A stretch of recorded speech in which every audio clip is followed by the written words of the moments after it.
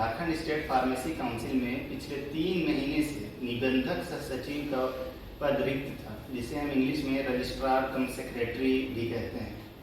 और इन 3 महीनों में ना तो नए फार्मासिस्ट का रजिस्ट्रेशन हो पा रहा था और ना ही पुराने लाइसेंस का रिन्यूअल हो रहा था। और सबसे बड़ी परेशानी की बात ये थी कि लगभग 12,000 स्टूडेंट्स का एग्ज़ाम नहीं हो पा रहा था, जबकि मार्च 2024 के महीने में डी फार्मा एग्जामिनेशन कमेटी ने एक टेंटेटिव कैलेंडर निकाला और कमेटी ने ये कहा कि उसी कैलेंडर के अनुसार सारे प्रोग्राम को अंजाम दिए जाएंगे। लेकिन अफसोस की बात यह है कि उस कैलेंडर के अनुसार अब तक एक भी प्रोग्राम को अंजाम नहीं दिया गया है।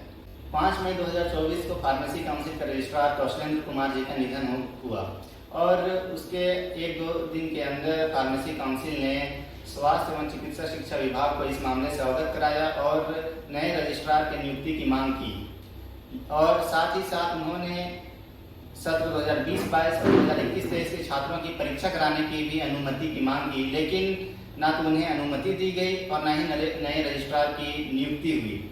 जब 2 महीने तक रजिस्ट्रार की नियुक्ति नहीं हुई तब छात्रों ने थक हार कर काउंसिल का चक्कर लगाया। काउंसिल के बाद विभाग के भी चक्कर लगाए और अंत में वो माननीय मंत्री 27 जून 2024 को छात्रों ने माननीय मंत्री बन्ना गुप्ता को ज्ञापन सौंपा और परीक्षा जल्द से जल्द कराने की मांग की। माननीय मंत्री बन्ना गुप्ता ने छात्रों को आश्वासन दिया कि 1 सप्ताह के भीतर रजिस्ट्रार की नियुक्ति हो जाएगी और उसके बाद फिर परीक्षाएं होंगी। लेकिन 10 जुलाई तक जब रजिस्ट्रार की नियुक्ति नहीं होती है तो 11 जुलाई को फिर से छात्र माननीय मंत्री बन्ना गुप्ता के आवास के बाहर जमा होते हैं और मंत्री जी से मिलने की कोशिश करते हैं। लेकिन मंत्री जी उस दिन मिल नहीं पाते हैं छात्रों से, तो उसके अगले दिन फिर से छात्र मंत्री बन्ना गुप्ता के आवास के बाहर जमा होते हैं। उस दिन दोबारा छात्रों ने मंत्री को ज्ञापन सौंपा। मंत्री जी ने उनसे 3 दिनों का समय मांगा और कहा कि 3 दिनों के भीतर रजिस्ट्रार की नियुक्ति हो जाएगी। काम भी आधा हो चुका है, लेकिन 30 जुलाई 2024 तक रजिस्ट्रार का पोस्ट खाली ही पड़ा रहता है। नियुक्ति अभी 30 जुलाई तक नहीं होती है।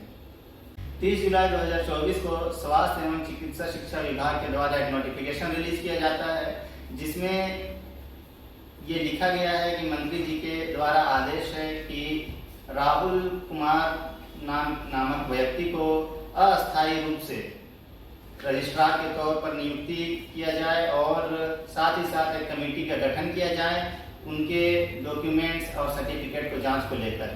अगर Rahul Kumar the pharmacy act 1948 के प्रावधानों के तहत सभी बिंदुओं पर खरे उतरते हैं तो फिर उन्हें जांच कमेटी द्वारा हरी झंडी दी जाएगी और फिर उनका नियुक्ति झारखंड स्टेट फार्मेसी काउंसिल के अस्थायी रजिस्ट्रार के तौर पर होगा। हमें पूरी उम्मीद है कि झारखंड स्टेट फार्मेसी काउंसिल के अंदर जितने भी प्रॉब्लम्स हैं उनका जल्द से जल्द समाधान होगा और खासकर जो स्टूडेंट्स परेशान हैं अपनी परीक्षाओं को लेकर, उनकी परीक्षाएं जल्द होगी और वो आगे की पढ़ाई भी कर सकेंगे, कहीं जॉब वगैरह भी कर सकेंगे।